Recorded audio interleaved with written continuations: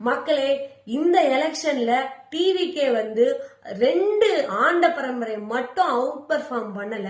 ஹங் assembly அப்படிங்கிற ஒரு விஷயத்த தமிழ்நாட்டுக்குள்ள முதல்ல எடுத்துட்டு வர போறாங்க. சோ ஹங் அசம்பிளி பத்தின வீடியோ ஆல்ரெடி நம்ம போட்டிருக்கோம். பார்க்காதவங்க போய் பாத்துக்கோங்க. சோ டோட்டலா நமக்கு 234 தொகுதியில 118 எடுத்த மெஜாரிட்டி அப்படிங்கிற பட்சத்துல டிவிகே பார்ட்டியோட ஓட்ஸ் வந்து 108 சீட்ஸ் ஜெயிச்சிருக்காங்க. அதுல ஆல்ரெடி விஜய் அவர்கள் வந்து ஒன்னு ரிசைன் பண்ணணும். சோ அதுல ஒரு பை எலெக்ஷன் வரும். அதுக்கப்புறம் இன்னும் ஒருத்தரை வந்து ப்ரோடைம் ஸ்பீக்கரா போடுவாங்க. அப்படிங்கிற பட்சத்துல 106 சீட்டு தான் அவங்க கையில இருக்கு.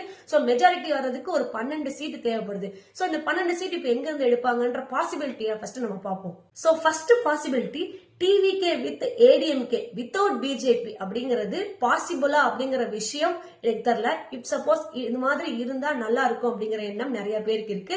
ஏன் நான் வித்தவுட் பிஜேபின்னு சொல்றேன்னா, டிவிகே சைட்ல இருந்து ஆல்ரெடி எங்களுடைய அரசியல் எதிரி, கொள்கை எதிரின்னு சொல்லிட்டு 2 பேரை சொல்லியிருந்தாங்க. அதுல பிஜேபியும் ஒரு ஆளு. அப்படிங்கிற பட்சத்துல அவங்க இருக்கும் போது டிவிகே போய் சேருவாங்களா அப்படிங்கிற எண்ணம் ஒரு விஷயம் இருக்கு.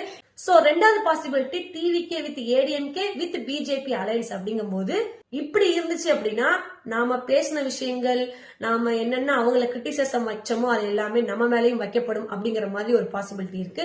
மூணாவது பாசிபிலிட்டி, இந்த வின் பண்ண குட்டி குட்டி பார்ட்டிஸ வந்து அலையன்ஸ் கூப்பிடுறது. அதாவது விசிகே, பிஎம்கே, காங்கிரஸ், டிஎம்டிகே இந்த மாதிரி ஆளுங்களை கூப்பிடுறது. சோ விசிகே வந்தா பிஎம்கே வரமாட்டாங்க. சோ விஜய் அவர்கள் இந்த மாதிரி ஒரு கூட்டணியில எப்படி இதை எடுத்துட்டு போறாரு அப்படின்னு தெரியல. பட் இந்த மாதிரி கூட்டணி சேரும் போது பின்னாடி ஏதாவது ஃபியூச்சர்ல ஒரு ப்ராப்ளம் வந்துச்சு அப்படின்னா நம்பிக்கை இல்லாத தீர்மானம் போறதுக்கான வாய்ப்புகள் இருக்கு. அன்னைக்கு அது விஜய்க்கு வந்து பாதிக்கப்படும் அப்படிங்கிற மாதிரி என்னோட வியூ இருக்கு. நாலாவது பாசிபிலிட்டி என்னன்னா, டிவிகே வித் டிஎம்கே இதுக்கான வாய்ப்பே கிடையாது. சோ இதை பத்தி நம்ம பேச வேண்டாம். சோ அஞ்சாவது பாசிபிலிட்டி என்னன்னா, ஏடிஎம்கேவும் டிஎம்கேவும் அலைன்ஸ் போறது அகைன்ஸ்ட் டிவிகே அப்படிங்கிற மாதிரி.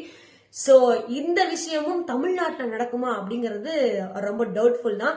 சோ நீங்க இதை பத்தி என்ன நினைக்கிறீங்க? சோ ஹங் அசம்பிளி ஃபார்ம் ஆயிருக்கு. சோ விஜய் யார் கூட கூட்டணி வைப்பாங்க? பெரும்பான்மையை நிரூபிச்சிருவாங்களா, இல்ல மெஜாரிட்டியை காட்ட தவறி பிரசிடென்ட் ரூல் வர்றதுக்கான வாய்ப்புகள் இருக்கா? ப்ரோடைம் ஸ்பீக்கரா யார் இருப்பாங்க? இதெல்லாம் உங்களுக்கு ஒரு கணிப்பு இருந்துச்சு அப்படின்னா கீழே கமெண்ட் செக்ஷன்ல போடுங்க.